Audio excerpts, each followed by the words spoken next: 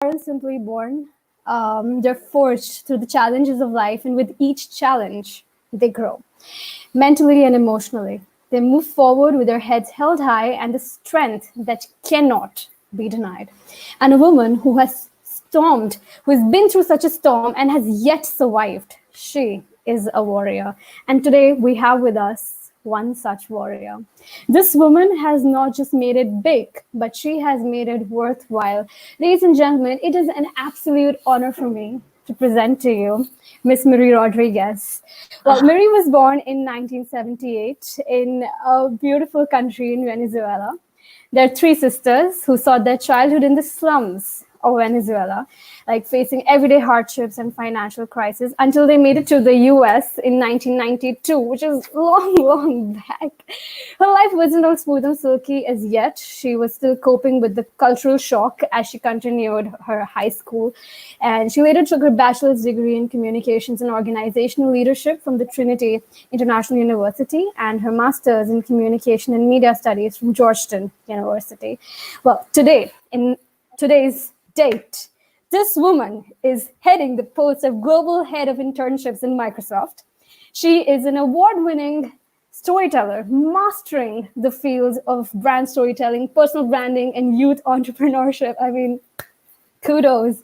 She's a motivational speaker, she's a volunteer, she's a proud mother, and she's an accomplished author. She recently launched her book named Brand Storytelling. Well, we have the link in the description box. If you haven't checked that out, do it right away. It is a stepwise guidance as to how to put your customers at the heart of your storytelling. You need to buy it. I mean, if you're a Kindle user, you can buy the Kindle subscription, but do buy it before it goes out of stock, because it has gone out of stock once before. And I think with that, I'd like to thank all our attendees from all across India and across the world. Thank you for joining us. We've received an overwhelming response. Thank you for giving us your time. You're not gonna miss a single second. I mean, it's gonna be everything that you wanted. And if you have any questions, put them down in the description and the comment section, whatever below, and we'll take it up towards the end. And I think this is from my end. I have yapped a lot already. So, well, the next voice we will be hearing will be the woman herself, a woman shaped of experiences and hardships. Ladies and gentlemen, Miri Rodriguez, the platform is all yours now. Please begin. Wow, this is an incredible introduction. Thank you so much. Where do I start? I think you should be doing this whole thing. You're amazing. Thank you for that. Thank you. Thank you. Thank you for having me. I hear this a lot of people from many parts of the world, and this excites me so much. I hear there's people from Nigeria. I love Africa. I've been there. I've done 3 tours of Africa.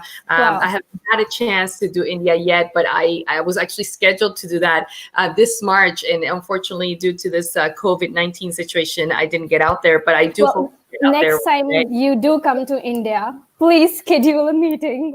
I would love to meet you. Absolutely. You are on. Absolutely. We should please do that. Visit the university. Yeah. We'd love to have you. We'd love to host you. Give us a chance, please. Yes, absolutely. I have a lot of friends from India, and I do see a lot of similarities on our cultures and how women are raised. I came, as you announced, I came from Latin America. And so very strict household, very male dominated as well. In fact, yeah, for me, it was really hard. I'm the middle child. So I have an older sister, a little sister, and I'm very outgoing and I'm an extrovert. But in a culture where for me, it was a very religious culture, a very male dominated culture, a very Latin culture. It was hard. It was hard being, curious and loud little girl. It was hard for me to come out and ask a lot of pertinent questions. And it was hard for me to deal with my personality. In fact, I think I resonate with you on another level right now. Yeah. On another level. Yeah, very much. I mean, it's so difficult. I think the society is a little, they act weird to women who are not ready to take bullshit, I think. Absolutely. Women who are straight. hitting her on Absolutely. the point, you know? Yeah, and that clashes with the way that you were brought up, and also, women are seen not heard. They're supposed to be home. So there's a lot of, there's a lot of clashes that we find in generations, where there's an old school generation as well. So it's also generational. And then what we are seeing, this movement of women like you, who's watching right now, that are seeking to grow, are seeking to find themselves in a world where you don't even know where to start. So I think this session here is going to help you. I'm going to teach you. I'm going to show you my way, the way that I learned it, my own experience, and hopefully that will incite you to think about your own journey. And one thing that I want to share is, I'm no one special. I really am not. I know that there's a lot of great things that you said, and thank you for that. But honestly, it's not ordinary. It's not extraordinary. It only is something that I did because I proposed it. I actually purposed it for myself. So you can too, and you should too. You're full of talent. You're full of so many things. Even though I don't know you, I know that about you because I found myself in the same place a long time ago, not knowing who I was. And this is what this is about today. It's about finding your way and finding yourself. Finding your way and finding yourself. Well, on that note, I'll leave the platform all to you. This is your audience. Thank you. Have a great time. Thank you very much. Thank Bye-bye. you. I'll see you on the other end. See you on the other end, and please do post your questions on the chat. We will try to get to them as much as possible. And if we don't get to all of them at the end of the session, please be sure to connect with me. I'll love to answer your question personally if I can. So here it is. Let's talk about branding. So for me, as I said earlier, I was in a place in my life. I found myself in a place where I didn't know who I was, and I didn't have anyone helping me. I kind of navigated my first few years. I came to the United States when I was 13, didn't speak the language, didn't have friends. In fact, I didn't want to be here. I was better in my country. It was a culture shock of all kinds. We landed in Miami, and there was, we thought it would be easy because in Miami, there's a lot of people that speak Spanish, but the people that were there that spoke Spanish were actually Cubans. And so there was also a culture shock between Cubans and Venezuelans. So it was really weird for me to kind of come in a space where I feel like I didn't belong. And I think you may have felt that once in your life. Maybe you feel that right now, like you just don't belong. You're there, and imposter syndrome's like yelling at you, you don't belong here. You're not supposed to be here. You don't even know who you are. And that's where I was. I didn't even know what branding was in that time. And then I realized that now that I'm here, that there's key elements to branding. So this is what we want to start with, is the idea that branding has a mission. Your life has a mission. Your brand has a mission. It has attributes. It has character. It has a person, which is you. It has other people who have enabled you to be where you are today or been part of your journey. Has a story. As a storyteller that I am now, I wasn't back then, but I knew that, I was born one day. I had a story. I just didn't know that I had an intentional story, that, up until that point, what was my story? What was the purpose? What was the mission? And it has SEO. It has a digital component to it, that when we search, for your name online, we expect to find something.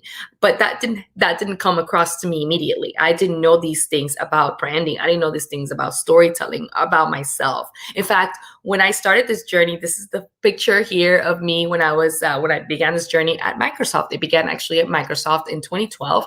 Microsoft called me out of nowhere. I was at another company, and they just said, "Hey, we want you to come work for us." So I was like, "Okay, great, I will."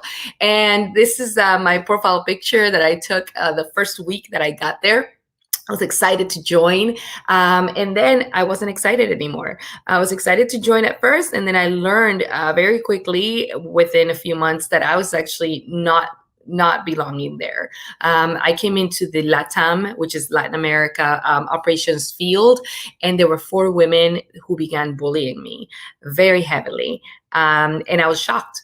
I didn't know what had happened. I didn't know why. I didn't know if it was me, what I had done, what was going on. I spent the next year actually trying to figure out if it was me. I spent the next year feeling very alone. And then one day I woke up, went to work, and I just couldn't handle it anymore. I went to work, and 2 of these women had done something to me again. And I literally grabbed my laptop and I said, I'm leaving. I can't do this anymore. I was around 30, I want to say 33, maybe 32. And so I was just not happy. I went home and I wanted to quit. This man grabbed me. He was a program manager who saw what happened. He grabbed me by my arm and he said, "You're not going anywhere.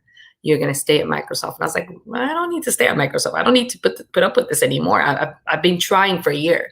And he says, "No, you need to go home. You need to think about this, but you need to come back because we need you at Microsoft." So I went home and I thought about what he said. I was like, do I quit? And if I quit, where do I go? And if I don't quit, why would I stay? And the question of why really hit me hard. That is when I realized that I had no purpose. Up until that point, I had been living my life with no purpose. I was just navigating life through what it came. I had jobs, I had career, but it was just because an opportunity came up or this came up. I was kind of climbing the ladder-ish. I had no purpose. In fact, I had mixed attributes to who I was. Sometimes I was kind, sometimes I was sarcastic, sometimes I was this, sometimes I was that. I didn't have an assigned attribute where people could say, "Hey, this is Miri and she is this. Hey, this is Miri and she does this." I didn't have anything that I was intentionally building for myself. I had no character definition. I didn't know in this story of mine, my own story, I didn't know who I was. I didn't know what I was doing. I didn't know what my purpose, my mission was. I had no story. I had no story, even though my story, I had been living it. One day I was born. That's a story. I grew up. That's a story. I came to this country. That's a story. But I didn't know how to connect those dots of my life, of these happenings, these data points that were happening in my life to weave who I was going to become. And if you Googled me at that time, you would probably only find my address. In fact, you would only find my address or my parents. That's it. That's all you would find on me.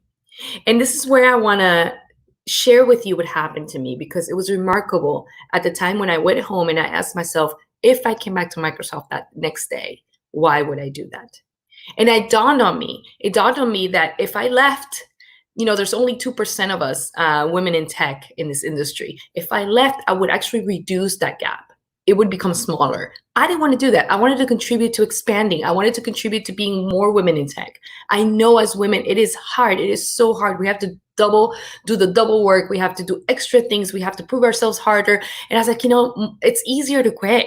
That is much easier. And then when you get in, the only few women that are there, they're competitive and they attack you. It's like, who wants to be that? Who wants to do that? But for me, it didn't become about me anymore. That why question made me and forced me to think about my real mission that went before me. And this is what I came up with at that time, a brand mission statement. Nobody gave me this. I didn't go to a class. I didn't have any mentors.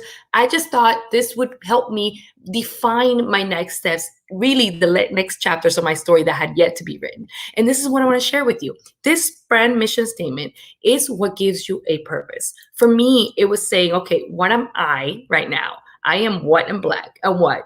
Blank and blank, because the world needs. There's something that I can probably give the world. I don't know what it is yet. At that time, I had no idea what it was. But there's something I could probably do for the world in order to do what? Well, that would be my legacy. I know I wanted to leave a legacy. Long after I'm gone, could I have said, hey, I've touched someone's lives. I was able to inspire someone. I was able to do something for someone beyond myself, outside of myself, beyond the noble of like, okay, my kids and my husband. So that is what I went out with, and this is what I want to share with you. If you use this, we're going to break this down real quick to think about how to fill this out, because I know there's a lot to unpack here. So stay with me. I hope you're writing down your questions, but maybe I can help answer some of them right now. For me, it was really thinking about first who I was at the moment, right? I didn't know who I was, as I said. So I went out and I asked people. I asked a lot of people the question, hey, how do I show up? So this is your first order of business today. For you to understand who you are right now and where you're going to go, you need to know who you are right now. And for you to know that is your brand is not who you say you are, it's how you make people feel. When you walk in a room, people are already having an assessment of you. That we're all judging each other, basically, right? We are looking to see who this person is, what they're saying, and we're making assessments of each other. So you show up a certain way to somebody, even if you don't want to intentionally, the way you dress, the way you enter the room, the way you sit in the table, where you sit in the table, where you sit in the room. All of that is creating data points of your story, of your brand. And people are analyzing that data. People are thinking about it. People are weaving a story about you, even though you're not telling it yourself. And this is where branding is really important, because you have the power, and you should have the power, because it's your story, to build that for yourself. If you show up a certain way and you don't want to show up like that anymore, guess what? You can change it. This is you. You get to change your own brand story. You get to change your own brand mission. You are the CEO of your life. So you get to say, hey, I don't want to show up like this anymore. I'm going to start showing up like that. And I'm going to start branding myself this way. And then you do. So for me, I started by asking people, how do I show up? Your first order of business is then ask people. That's your first data point. That's your baseline. You're going to find out where you are today before you aspire to anything else later. I used to do, when I did this exercise, clearly I had no guidance. So I made a lot of mistakes. So I'm going to tell you what not to do. Okay. Don't ask people who don't care about you and don't want to see you succeed. Don't ask them that question. Only ask people that care about you, that you know will tell you the truth, will be candid with you, but also will be kind with you, and will tell you, hey, you know what? You show up like this. Maybe you want to show up like that. Right? You show up like this, and this is how, when you enter the room, Miri, you're loud, right? You're gregarious. Miri, you tell a lot of jokes. Sometimes you shouldn't tell those jokes. Okay, right? So that's the kind of thing. You want people that want to be candid with you, but also want to be kind with you. I didn't have that guidance, and so I went out and asked a whole lot of people, found out I had a lot of haters, more than I thought I did, but that was also a good thing. So use some anonymous surveys, maybe use some emails and say, hey, I just took this personal branding thing, and they told me to get my baseline. I want to know how I show up. And that's it. Open-ended question. With that, you're going to get a lot of answers. Hopefully, the more people you ask, the more data you get, and you're going to find patterns, right? You're going to find some patterns, some anomalies as well, but you're going to find some kind of, some data points, and you're going to be like, hey, these connect here, these connect here. For me, at that time, two things came out of all these different attributes. I had a lot of answers that I noticed that were really important for me. One of them were, I showed up sarcastic. So that was a thing.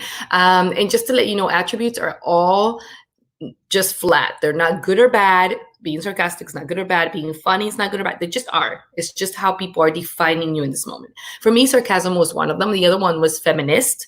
I was clearly raised a feminist. I came up from the slums of Caracas. I was a hacker. I am a hacker. And so, yeah, I'm a feminist. I'm going to go do that, be that. But what showed up really for me was important is that when I saw those patterns, I asked myself, back to the statement, I asked myself, who do I want to target for my brand? And that was really important, because I realized the world's a big place. So when I went out with those attributes, I was like, I want to show up like this and like this, but who's the world to me? I can't possibly reach 8 billion people on the planet, right? I just can't. But maybe I can reach 10, 100, maybe with social media, a couple thousand, right? So I'm going to target an audience. If you look at every brand coming from marketing, I'll tell you this as a marketing professional, every brand targets an audience. They can have hybrid audiences and they can have extended audiences, but the reality is they have a niche audience, a very targeted persona that they target. And if they hit that persona, the rest is history. The rest is like, hey, I hit more than I expected, but that bullseye really is a target audience. So for me, back to my story, when I first started at Microsoft, when I went back to Microsoft the next day, I decided to go back, and I said, look, I'm going to go back because, remember, I asked myself why. I'm going to go back because if this is happening to me, it's probably happening to somebody else. And maybe younger people, maybe people that are earlier in their career. I was mid-career at the time, right? I was mid-level. So I was like, if it's happening to me, it's possibly happening to other people. Now, I can't change bullies. I can't get rid of bullies, but I can talk about it. I can expose it. And if I do, other people might talk about it too, or might talk to me about it, and we can expose it. So my why became not me. My story was not about me. What had happened to me was not about me. It became the purpose I gave my brand was, how would I use that moment, those stories, that really bad year, to actually purpose that for good for people that may have been going through, or may go through, or could go through in the future for something like this. What would I tell these people? So I targeted them. And so my target audience became younger women in tech early in career, in their 20s. I was in my 30s, in their 20s. Why? Well, I was young enough to connect with them, to be relevant. I was old enough to have gone through life a little bit more that I could talk a little bit about wisdom, right? I wasn't in my 20s like them. I wasn't a peer. I was someone that had been through life a little more. So I could relate to them, but also offer some wisdom. So this is where it gets really interesting. When you think about your brand purpose and you're going to be like, hey, Miri, why just 2 attributes? We'll get to that. You could have 10 attributes. You could have 100. It's your life. It's good. For me, it was 2. It was 2 because it's the ones that I could remember, right? So I'll get to that in a minute. But when you think about who you're going to show up like, for me, it was just the statement. I am blank and blank. I asked, how do I show up? Questions, the people answered. Sarcasm was one. Feminist was one. I was like, okay, well, what am I going to do with that? Who is the world to me? Then I got into storytelling. I didn't know it was called storytelling back then. But I began to use some things that now I know are storytelling, and I can plug them in now with a model because I used it in a way that I worked out my own story. Remember, I told you were born one day, your story happened. You just didn't know it, right? You were just kind of navigating life and you weren't intentional about branding yourself. But now you will be. Now you will be. So here's how it starts. You're going to grab a piece of paper and you're going to put a data point on that blank sheet of paper. That point could be maybe in the middle of the sheet of paper, maybe it could be on the top, at the bottom. That's the day you were born. For me, the day I was born, as it was announced, 1978, it's kind of in the middle. It's not a high or low. Hopefully for you, it's a high. For me, it's in the middle because I was born the middle child. And so it wasn't, I was born right after my older sister was born, maybe 18 months later. And she was really like spoiled. They loved her when she came into the family. After I came in, it was like, oh my gosh, like you came right, like you got pregnant again. So nobody was really celebrating my birth too much, right? It was just like, Miri's here. Okay. There was a lot of strikes in the country at the time. It was a really bad, like political moment. So it was my birth was kind of inconsequential. Like, okay, here comes another baby. Then another data point. My sister was born 5 years later, and that's a low for me because then clearly that made me the middle child, which nobody wants to be, FYI. But just to let you know, what you're going to do is you're going to take this piece of paper for yourself. You're going to put that data point. And from there, you're going to create your origin story. Origin story is basically data points, as I'm mentioning, highs and lows, peaks and valleys, moments that basically you remember are encoded in your memory, moments that are part of your life and you want to put as part of your life. You're not going to show this to anybody. This is your own origin story. But, just kind of putting together these data points around your life. Your origin story is what it's called. Do it all the way to present. So I don't have time. We're not going to get through my whole life, but I just kind of did halfway until I got married and just kind of showcase and illustrate to you what this looks like. Now, I want you to do this all the way through. You start with your birth, go all the way up and down, life, until you get to that point to the present. And you're going to use this to create the next story, which is actually your brand. So how does this work? Well, first we have to understand what storytelling is, right? We have to understand the mechanics of storytelling. I became a storyteller at Microsoft. Many years later, I stayed at Microsoft, as you know. And sure enough, I went on to different groups. I've actually done 4 different organizations within Microsoft. And one of them was engineering. I'm not an engineer. I wish I was. But I was called in to do some storytelling around AI and data. And so that's when I moved to Seattle 3 years ago. And so I didn't know how to do this job. I took the job. And by the way, quick plug-in, because I was talking earlier to one of the women here, and I said, a lot of women, most women actually, will look at a job description and they'll say, oh my gosh, it needs 5 things. I only meet 4 criteria, so I'm not going to apply. We do that all the time. Please don't do that. You know that men don't do that. Men will be like, oh, it needs 5 things. I only have 3. I'm going to apply. And they apply and they get it because nobody else applies. So please don't do that to yourself. Go ahead and apply.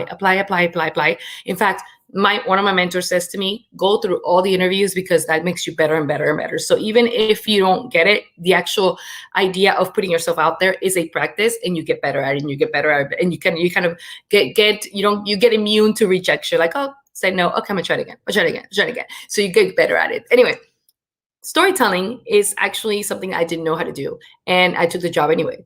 And they gave it to me, so I took the job anyway. So I then figured it out. I said yes, and then went to figure it out.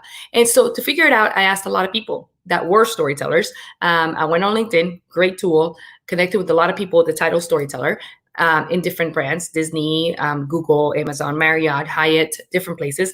And I didn't ask them what is storytelling. I asked them what it's not, right? And so they gave me a whole lot of different answers, of course, as you can expect. Took me a little while to put them together, but here it is. It's not storytelling. It's not opinions. It's not data points, assertions, facts, arguments. It's not marketing. It's not exploitation. I'll explain to you in a little bit what that means. It's not definitely going on Instagram, posting stories and calling yourself a storyteller. But here's what's interesting. Those facts, those data points that you just will create for your own brand, those data points of your life, your origin story that you're going to build, it's not storytelling. Those are only facts. Those are only things that happen. Those are only moments, right? So how to turn that into an actual story? Glad you asked. I went on and I didn't find a really good definition online, so I created my own. This is what I think and I believe storytelling is the best definition of. It's the emotional transfer of that information, of those facts, that data, and it's done through clearly the basic elements of a character, plot, and a conclusion. Here's where your story takes place. Storytelling that's good is emotional. So those facts, those moments that you have been plotting all the way through the present, that you will plot all the way through your present, they weave together an emotional journey that becomes who you are. And that is a differentiator to your resume. Your resume is full of facts. I don't know from your resume, when you share your resume, I know you went to school, I know you live in a specific place geographically, but I don't know what that place looks like. I don't know what happened to you in that place. I don't know what it took for you to get to that school. I don't know how many jobs you had to get to subside to your schooling, right? I had to work 3 jobs at times. Nobody knows that because I don't put that on my resume, right? And that's where emotion is taken out of data. And so now I have 100 resumes that look the same and they're inconsequential. This is where your story and branding yourself changes that, because now you're adding the emotion. The story becomes alive when you begin to tell your story differently. And there's a lot of ways you can do that, and we're going to talk about that in a minute. So storytelling really is about taking those data points and turning them into something emotional. Your journey is your differentiator. Nobody has lived your life the way that you have. But where do we begin?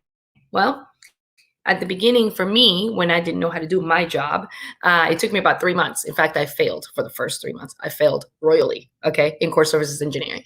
I was taking a course for my master's at the time, which is design thinking. Some of you may already recognize this. This is a design thinking model, a 5-step model to prototyping products, user experience products as well. So it starts with empathy. And I thought that was really interesting. At the time, I called my professor and I said, hey, can we prototype stories? And he said, you can prototype whatever you want. So I was like, okay, great. I'm going to go do that, because I'm like, otherwise I'm going to get fired, right? I'm like, I've been failing at storytelling for 3 months. So I went out and I started kind of plugging in the steps to stories. And the first thing I found out was that, oh my gosh, this is empathy. I don't know. Am I empathetic? I didn't know that was one of my attributes or not. In fact, I took a test. Clifton Strengths test. I recommend that beyond your audience, people that told you how you show up, you take these tests, all of them. There's some of them are free online. Take as many as you can, because all these are data points. Again, you're gathering information about yourself, your personality traits, all the things that make up who you are, your DNA truly. And so I took this one, and it told me that empathy was like number 33 out of 35 attributes. I was like, oh no, I'm going to fail at this because I'm not empathetic. But then I learned that you can actually learn to be empathetic. In fact, you can learn to be anything. All these attributes you can actually hone into, and you can learn. They're all soft skills. Did you know that? I didn't know that, but I did learn it. And so I got into becoming an empath so I could do my job. I went out to look for another definition, empathy. Didn't find a really good one until I found this one on USA Today. And this one it says that empathy is the experience of understanding another person's life, another person's emotions, another person's journey, another person's thoughts, another person's feelings. In other words, it's really not about putting yourself in someone else's shoes. It's about you walking in those shoes for a long time before you get it. How to in yourself, because what it does is it lets us understand each other in a different way. It lets us understand there's actually 3 levels of empathy, and we can hone into all of them to become better people. And then our story lands authentic, right? The first one is cognitive empathy, and it's basically saying they're human. The reality is right now, if I practice cognitive empathy, I would pause what I'm doing. I would pause this presentation and I would acknowledge you right now, wherever you find yourself in the world. I don't know you. I haven't had the honor to meet you, but just because you're human, just because you're out there past my screen, I'm connecting with you right now. Thankful for technology for that. But I can attest, I could probably predict that just because you're human, there's something going on, possibly something negative.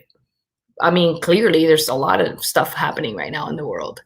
There's people dealing with an illness. Somebody you may know has an illness. Maybe you have the illness, right? The human condition, just for that reason, that just showcases the fact that we are all one and then we're all equal inside. So I don't have to know your whole life story, but I have to recognize that you are human, and that changes the perspective in how I treat you or how I connect with you, right? And so if we were to practice cognitive empathy right now, we would ask ourselves, so we just kind of zoom out and be like, hey, besides feeling claustrophobic in my house, how about I stop thinking about myself and how I'm feeling right now, and I start thinking about someone else, maybe somebody who has COVID right now. How are they feeling physically? People that can't breathe, or emotionally, right? They're in a hospital. So cognitive empathy as a practice helps us zoom out to think about everyone. They are human, not just me. I'm not the only human. They are human. And then we have emotional empathy, and it really talks about we are human, right? So now I allow myself to come into that space, be vulnerable as well with my emotions. This type of empathy allows me to connect with you at the very human level. No longer is it Miri from Microsoft, Miri this, Miri the author. I'm a person, right? And by that, then I get to really level off the fact and the idea that what I do affects other people. I mean, COVID has shown this in the most pervasive way. I think one person doing one thing can really affect a lot of other people. We are not an island. And this is where your story is important, because sometimes we think our story is about ourselves. But when you think about your story and what's happened and what's happening, or the things that maybe the really horrible things that have happened to you, or maybe the really great things that have happened to you, they're built in a way that with purpose can serve someone beyond yourself, not just you. That's the legacy. That was what happened to me. I went beyond myself. I took a chance. I took an idea. I took a purpose. I said, you know what? I'm going to go back and I'm going to do something not just for me, not just for me. And so then you become a compassionate empath. That basically allows you to take that sheet of paper with all those data points that you're going to build from the moment you were born until the present. And you're going to go tell people, hey, I have a story. I'm human. There's stuff that happened to me, and I want to share it. And it's beyond, again, the data points. It's beyond where you went to school. It's beyond your GPA. It's beyond your aspirations for career. That's only one very small aspect of who you are. It doesn't define you, by the way. You define you. And so that's where you begin to think about yourself. You check in with yourself, recognize your own emotions. What are you made of? What are you made of? What inspires you? What motivates you? Your data points are going to help you out. In fact, I didn't know I was a writer until I started writing a book, right? Somebody came to me and said, hey, you should write a book. I was like, really? I said no, by the way, at the beginning. I was like, no, I don't think I should write a book. I'm like, that's not for me. But then I realized I did this exercise, and I realized one of the things that I remembered, I forgot about it when I was older, but I remember, I went back to my exercise, and I remembered I used to write when I was around 7 years old. I used to write books of poetry. I had lots and lots of books that I wrote myself of poetry. So that means I put in my 10,000 hours, right? I was a writer before I even knew I was a writer. Before I was a published writer, I had written a lot of different books. And so when you think back to those moments of weaving the story, those data points are going to help you come back and think about the things that you did, that you enjoyed, these talents you had that were natural to you, these passions and these things that continue to be you, they haven't stopped being you. You just forgot. You forgot, right? We get into this idea of like, I have to go to school, I have to become this, I have to do this, I have to do that. By the time I'm 30, I have to do this. By the time I'm 40, I have to do this. Says who? Who taught us that? Why is that? Why do we think that by the time we are 30, we have to do something or not? Who said that? Write your own set of values. Write your own set of milestones. Um, that doesn't make you a failure if you don't achieve something by a certain time. It makes you a doer. You're thinking about your future. You're aspiring to something and you continue to do it. So recognize that your humanity, you are more than one aspect of your life. You're more than a title. You're everything. I'm a mom, I'm a sister, I'm a friend, I'm a cousin, I am a worker, I'm a writer. I'm so many things. I'm so many things. And none of them define me. All of them do. Right. And so I owe it to all of these spaces of my life to be the best of all of these things. So let's think about designing your story, for example. You have all these data points. We have attributes to give you. One thing that we do to empathize is to find a universal truth. What do I mean there? I mean that you're going to find something that awakens people's emotions. Your brand should spark an emotion. What emotion? I don't know. You get to decide. What you see here is Maslow's pyramid of needs. You may have seen this before. It's a very popular theory. It's really the theory around needs, the theory about human needs, that we have basic needs. And then as humans, we want to self-fulfill is our top goal, right? So we have the needs to fulfill ourselves. That's success to us. What I want to showcase here is that we all go through this process. And that means that if your brand is able to attain to one of those emotions, those needs, you can actually target people. I'll give you an example. For me, I realized I needed to belong, right? When my story, I needed to belong. And then I realized if I needed to belong, maybe there's other women who needed to belong. So my need became my target audience, their need became belonging. You see how that works? Think about things in your life. Think about those moments. What has happened to you where you can speak to the emotion or lack thereof, something that maybe didn't make you feel empowered, something that made you feel the opposite of that? Could there be an audience that went through that or is going through that you can talk to with your story, that you can target with your content, that you can target with your actually purpose, and talk about that? Right? And so that's how it works. You start thinking about this feeling that your brand is going to spark. For me, I told you before, I showed up sarcastic, I showed up feminist, and I was like, I don't know if that's going to work. I don't know if it sparks the feeling of belonging with the specific audience. So this is what happened. I began to define. Step 2 is defining. So I empathized. I spent a lot of time empathizing, and then defining. I started to define my story mission, my audience, my character, my plot, my conclusion. Again, defining who you are in your story is really important. At the time, I defined myself as the Robin to the Batman. That's why I have a Robin there, not a Batman. I was not going to make myself the hero of the story. My story was about these young women that are coming into tech, that don't know if they belong, and that they feel lost. I wanted them to not feel lost because I felt lost for a year. It was rough. It wasn't fun. And so I enable them. I'm the psychic. I want to tell them, hey, listen, if you have a bad day, come talk to me. We can just talk about it. Maybe it just makes you feel better. That gave me purpose, right? I gave myself that purpose and I made myself available. And guess what? Women started coming to me. It started happening. I started with 1 and 2, and then all of a sudden it expanded all over the world. All of a sudden I started having people come to me and say, oh my gosh, this happened to me. This happened to me. I went on LinkedIn. I started talking about it. Right. And people were sending me emails and going, wow, this happened to me too. Oh my gosh, I feel the same way. I was so scared to do that.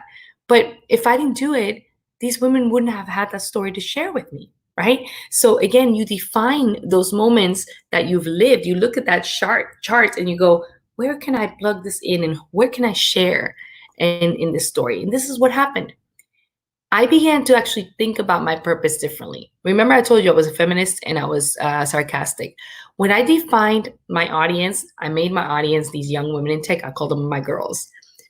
I was like, well, sarcasm doesn't really sit well with my girls, especially if I want to be a global audience. Sarcasm can be, kind of authoritative. It can be a little harsh.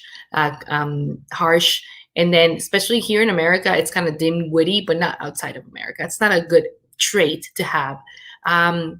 Feminist, you could say it's a good trait. Again, these are all neutral, not good or bad. But for me, when I looked at my audience, back to the audience, I realized that may not land well. Here in the Western part of the world, feminism has become, as an entity, has become a movement of almost extremism, of men bashing, and I wasn't aligned to that. I didn't want to be aligned to, or even deemed to, misconstrued to be, oh, she calls herself feminist, maybe she's one of those extremists. So I toned it down a little bit, and I became feminine and kind. So what I want to share here is, when you have your attributes, when you get those answers back from people to tell you how you show up, and you find those patterns, and you say, okay, well, I show up shy, right? That's an attribute, not a good or bad. It just is.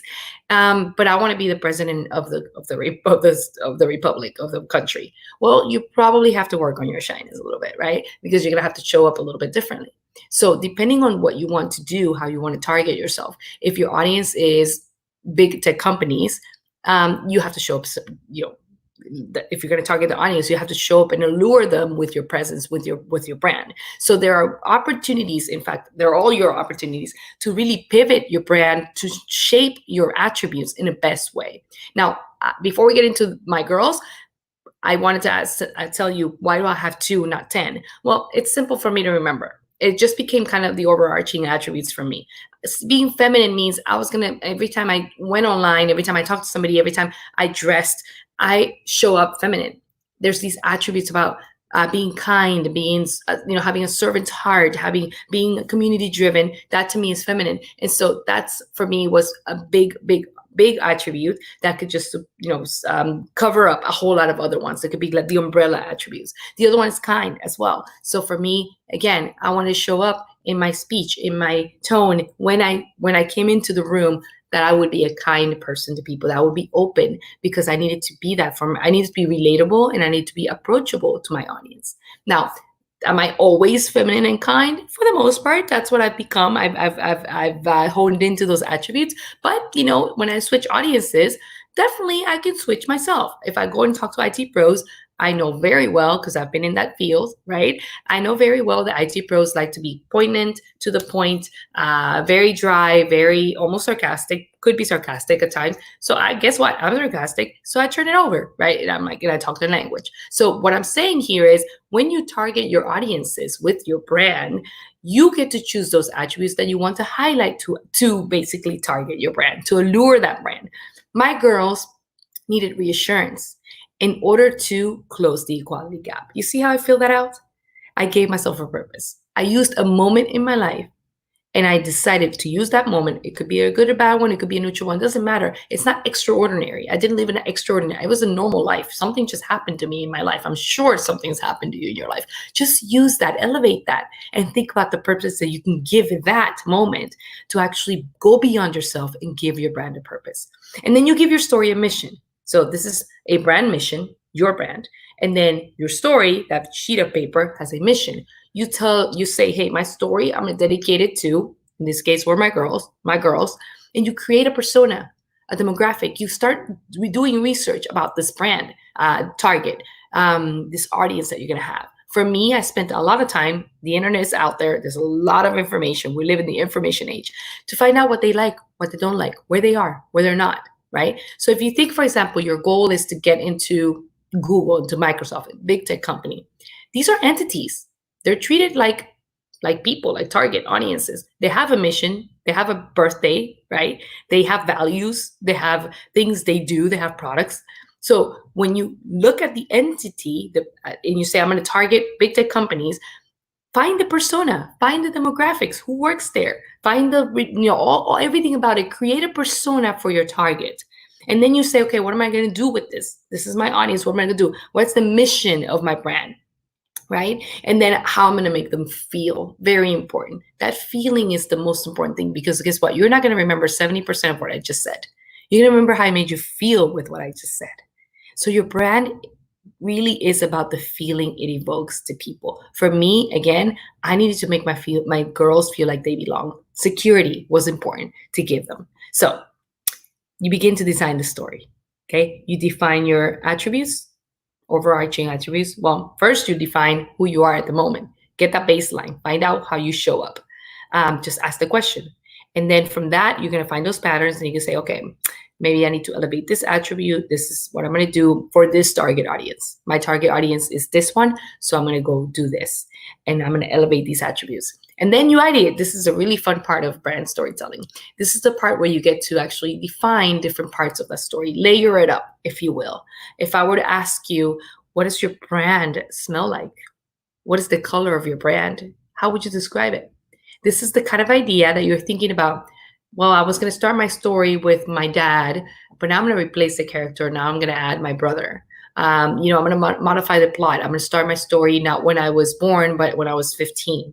I'm going to eliminate something from it. I'm not going to have to tell the whole story. By the way, you don't have to tell the whole story. You get to choose parts of your story, right? That's what's important about this. You get to brand yourself. You're the CEO of your life. You get to choose. This is your life journey. So you get to choose it. But know that the more you share, the more compelling it becomes, the more emotional it becomes. In fact, the more differentiated it becomes, because people get curious about you.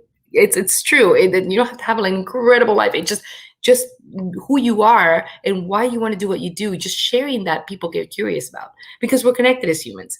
If you combine something in the story, if you decided you're going to tell two types of stories, it's all good, right? So this is called Scamper. It's one of the brainstorming tools. You don't have to use this one. You can do different types of stories. I recommend another one actually called storyboarding.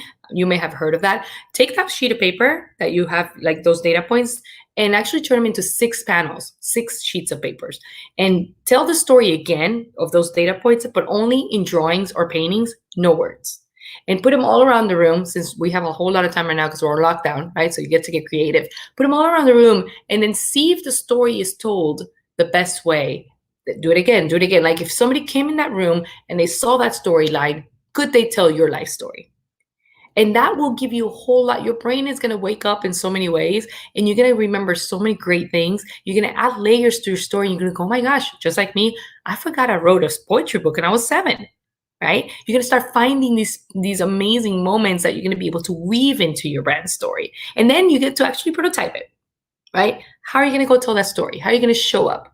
Now, I know up until the point you're like, okay, Miri, what does it have to do with my career? Everything. It has everything to do with your career, because you know what? Once you define the story, that shows up on your resume. That shows up on your digital media. That shows up in the way that you write an email. That shows up everywhere. You define yourself, and then you get to ask yourself, hey, did I show up feminine and kind? Hey, is that email feminine and kind? Hey, is my Instagram feminine and kind? Because you've branded yourself. And so now people know you for that. They can't tell that's what you're doing, but they know your brand. They recognize your brand, right? We recognize brands, and sometimes we don't even know that they're doing that on purpose. Yeah, they've branded themselves, that's the word, in a way that we get to recognize them. And they don't say this is our brand attributes, they show up. So you're going to show up the same way. You're going to show up and you're going to brand yourself. This here are 8 basic techniques to storytelling, different ways, if you will, that you can tell your own story. The first one in the middle, you see this guy falling in this little hole. This is called in media res. And this is about this idea of you telling the story from the climax point. So saying something like, my mother died when I was 5. People go, whoa, right? And they tune in. And you turn around and tell the rest of the story. On the top left, drama, that one's called The Mountain. If you're Latina like me, your stories live right there. It's like drama, peak, drop. Very dramatic people. That's who we are from a cultural standpoint. At the bottom right, you have the Lion King storyline. That's the transformational journey, also the hero's journey storyline. A lot of stories around this, a lot of Hollywood, a lot of poetry, a lot of historic and religious accounts are made of this transformational journey. There's so many things here. There's so many ways to tell a story. Look them up. And if they don't exist the way you want them, create your own. Create your own way to tell the story, to come out with that brand. You don't have to follow somebody else's. You can create your own. This is your story. This is your brand. You can combine them, right? There's different ways to tell a story. But the important thing here is that you get to prototype stories. You get to create and say, well, I'm going to come out on Medium and start blogging my story. Or I'm going to go on Instagram and start sharing photos of my story. Or I'm going to get on LinkedIn and start putting stuff on about my story. So you get to choose where and how. Now, what's really important is the where, because that depends on who your audience is. Now, when I decided to target my audience, I found out that they were on LinkedIn. They also were on Instagram. So I had to open an Instagram account. I really was not into it, but I knew my audience was there. So I'm not going to ask people to come to me. I'm not going to create a website and say, come see me. I actually went to them and started sharing my story with them to relate to them, to connect with them. That's how it works. When you target an audience, whatever that is, when you target your purpose is, hey, I'm going to start talking. I want to start helping, kids in middle school, or I want to start connecting with engineers, that are specific to a discipline at a company. You start going to the spaces. You start going to, are they on TikTok? Probably not. If they're engineers, they're probably going to be on Reddit. So go to Reddit, connect with them there. So you get to define these little prototypes of storytellings of your brand, so you can get out there and find where they are, and then you show up. This is me on LinkedIn. I began to target for many years, took me about 5 years, my audience, young women in tech. I found out through a lot of research that they love puppies. They love me talking about relationships. They love me talking about love or hate or breakups. So I post things that connect with them. Now, a lot of people have come to me and say, hey, Miri, why are you posting stuff like that on LinkedIn? This is not Facebook. And I'm like, well, thank you, Captain Obvious. I know it's not Facebook, but this was not for you. What happens is that you get empowered when you target your audience. You see, I don't care if nobody else likes this, but my audience, it was for them. This content is for them. When you start branding yourself, you really don't have to worry about anybody else but the audience that you're targeting. And guess what? Your audience will respond because the content is for them. It's emotional. You've targeted them. You know what they like, what they don't like, and you begin to prototype different stories. Now, I didn't arrive at this immediately. It took me years, as I said. It was a lot of testing. I had to test myself. I had to test my content. And then based on the responses through the journey, I knew what they liked or didn't like, what they responded to or didn't.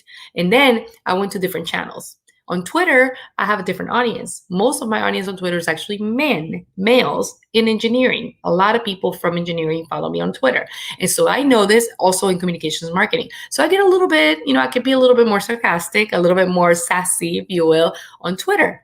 And then on Instagram, right? Same thing. I began to, I knew they were there. This is completely my audience. So I get a little bit more of myself, right? I show a whole lot more of who I am. I don't have to be like, oh, I have to be on LinkedIn a professional and then on Instagram, myself, and I can't combine. What do you mean you can't combine the two? You're one person. It should not be a surprise when you see me on LinkedIn or Twitter or Instagram. I'm the same person. I don't stop being a mom when I go to work. I don't stop being a sister. I don't stop being, whatever I am. I'm all these things always. I'm on all the time. So you begin to empower yourself to show up all the time, everywhere. And I ask myself again, am I being feminine and kind? Is my brand feminine and kind? Is my brand feminine and kind?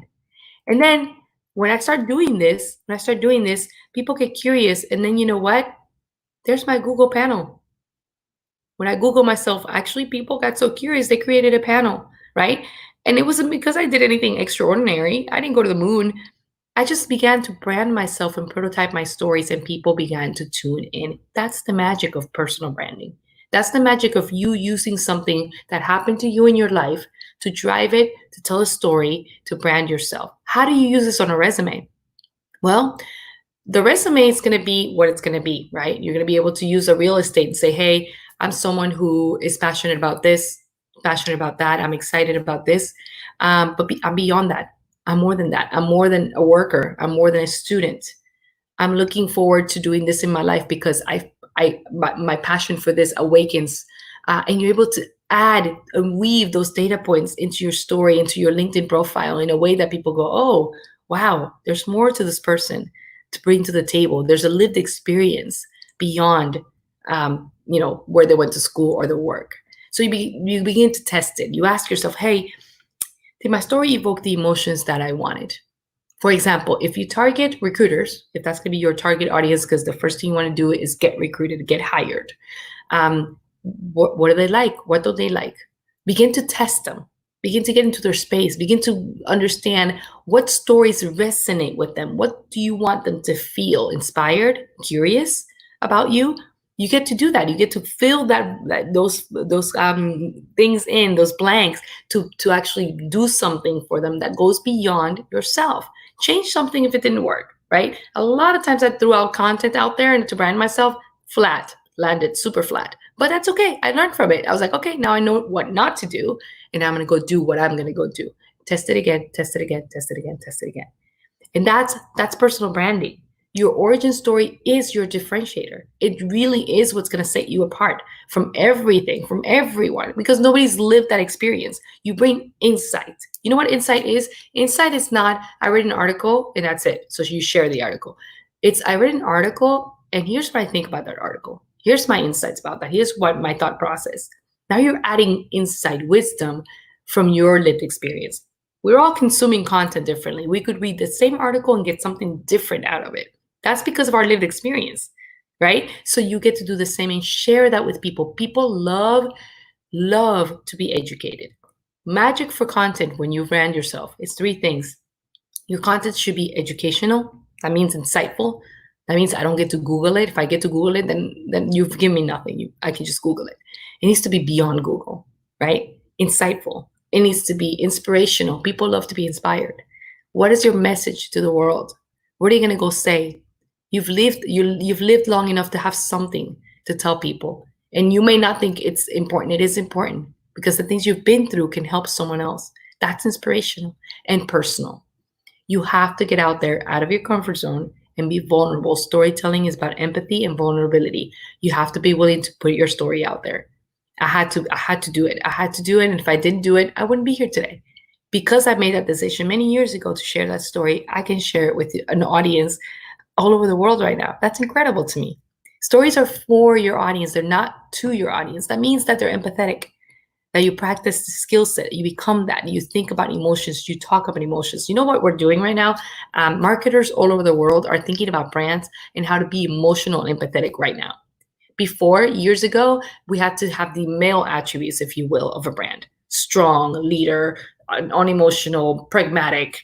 And now everybody's like, oh, we got to be an empathetic brand. We have to communicate better. We have to be emotional, right? All the female attributes, what they call them. So this is a great time for you to show up, all of you, authentic. You don't have to show up all put together and strong. I don't even know what that even means. You can have emotion. You can have failure. You can have all the things that you are because you are that. When you say stories are for your audience, that means you're going to take time to craft them. You're going to take time to build your story. You're going to take time to storyboard them. You're going to spend time to build your brand. It's a long haul approach. It's not going to be overnight. But once you start doing it, you're going to find your way. You're going to find your inspiration. You're going to find your audience. Ideate. Spend time with yourself. Spend time thinking again, what is my brand? What are my attributes? Ask people. Get creative. And do it with heart. That's the biggest thing. Find the purpose. Find yourself. Learn yourself enough to go, what is my legacy? Nobody at the end of their lives is going to say, oh, I wish I would have got that one promotion. I wish I would have worked one extra hour, right? Its legacy is beyond that. That's just the means. What is the end for you? That's what branding is about. You finding that for yourself. I didn't have it. I didn't know I could find that from a moment, from something that had been negative for me. But I used it and I leveraged it once I did. I found my why. What is your why? I would like for you to connect with me. I know there's some time that we're going to leave for Q&A. So please connect with me if I don't get to answer your questions on Instagram, on LinkedIn. You can go to my website. Also, this brand storytelling book will help you as well, as was announced earlier. That will kind of get a little deeper into this idea of brand story, personal branding for yourself. Wow. So with this, we are towards the end, a very insightful webinar. And to conclude, your brand should spark an emotion. Very simple. If it does, you'll be there where you really have to be. Well, maybe we have a couple of questions and then we can quickly wrap it up. Right. So Vinod Sharma asks, how do we align our personal brand along with the organization and the role we are in? And how do we improve the personal branding? I love that. Yeah. So the way you align is you define your own set of values, right? So you get to define that for yourself, and nobody gets to do that for you. For us, for example, for my family, we have 5 core values, and so for us, I'll share them with you. Our core values in our family are our family 5. We call it family 5. So it's love God, family first, work hard, be generous, and always tell the truth. Those are 5 values that to us as a family Wow. unit we follow. How do you align that with a company? Well, if I work for a company, in fact, I'll tell you a story. I was asked once to be a spy and and to actually work for a company that was a spy company. And I had to say no. I had to say no because it didn't align to my values, right? I always tell the truth is a value. So if I became a spy, that probably wouldn't align to what I was doing. So when you set up your own core values, you align yours to the brand, and that also helps you make decisions around which brand you're going to work for, which company you want to work for, or even entrepreneurship, right? I know we want to talk about entrepreneurship. That defines your next step as an entrepreneur. What is your company going to be about? What are you going to deliver to the world? You define that very first thing for yourself, and then that goes out to the world. So that's how you align it. Okay. Thank you for that. Well, now we have another question by Gitanjali Sachdev. It's a very much of a university level student typical question. Yes. Ma'am, what skills should one indulge in the initial stages to grab an internship or a job in Microsoft? Yes. Yeah, I know that we were going to get into internships as well, and entrepreneurship. So I do want to say all of these things around branding do appeal to both entrepreneurship and internship. Once you define that for yourself, it's easier for you don't just get a job just to get the job, or because that's what you're supposed to do. You do it with purpose, which is what's really important. So for internships, we have several types of internships around the world and throughout the different seasons. The main ones are here in summer, where we have the majority of undergrad internships that happen during summertime. Right now, we are sold out for internships for summer. We already have, we capped out, but we again, we continue to hire for the next seasons and the next season. Things that we look for in terms of a successful candidate, the story. For us, we're thinking about diversity and inclusion. What does that look like? Well, that looks like your story. For us, diversity is not only underrepresented communities, but is how you tell me what your lived experience looks like, what it brings to the table, the insight that you bring. If we want to hire somebody, not only the hard skills that are important, which they are, we have engineering, obviously, different types of engineering, software engineering, hardware as well. But that, the coding is important. But beyond that, why are you here? Why do you want to come here and not Google? And again, that's part of aligning yourselves to the value of the company. Do you believe in the values of the company? And if you do, why do you believe in the values of the company? It's very important. So the why and the how are the 2 questions you guys need to really look into yourself to be in Microsoft. Well, we have one more by Yatharth, and he says, while in the process of uplifting yourself, positive affirmations are good. Although, how exactly do I keep my expectations realistic? Yeah, you create your own set of expectations. Here's what I learned from my own perspective. A lot of people are going to have expectations of you. Your parents have them, your family, extended family has it, society has it. Everyone has an expectation of you, and you're going to be very overwhelmed when you don't meet those expectations. I was very, and I felt like a failure. When you set your own set of expectations, you do that by defining your own success. What is success to me? And then it doesn't matter what else everybody else says. You define that. For me, I got to define that like this. To me, success is, I recognize I'm many things. Like I said, I'm a mom, I'm a wife, I'm a sister, I'm a friend, I'm a worker. So can I give when I look at all of the things that I am, I can only have so much energy and time during my day. Can I give my best to all these things? And where can I prioritize those things? At the end of the day, when I look back and I say, was I the best mom? Was I the best sister? Did I try my best in these areas? If the answer is yes, that is success to me. So you define that for yourself, and don't let anybody else set those expectations for you. It's really your life. You're the CEO of your life. And then you won't feel the pressure. It's really self-imposed of having to meet expectations that other people have for you. Perfect. Believe in yourself. Very simple. Believe in yourself because you only live once. Well, this is my personal favorite question. I'd really like you to enlighten our audience because a lot of us really want to start our blog, start our YouTube channel, post whatever we want to, but there's Yeah. so much hatred outside, people clicking the dislike button, Oh not yeah. connecting with you. How do we deal with hatred and negativity Ah, per se? yeah. This is a quintessential question. Yes. So you are going to get haters all the time. I get them all the time. The target audience is really important because when you target them, then you only focus on that audience and what they have to say. When I post content that it goes to my audience and my audience doesn't respond, then I know that I need to fix something. Then I know that's feedback from me because I'm targeting that audience. When I post content for my audience and anybody else is giving me feedback, I don't care who they are. The block button is a real thing and it's a beautiful thing. And you get to do that. You get to delete their post, you get to block them, and you don't get to talk to them again. And that's a Perfect. very empowering thing.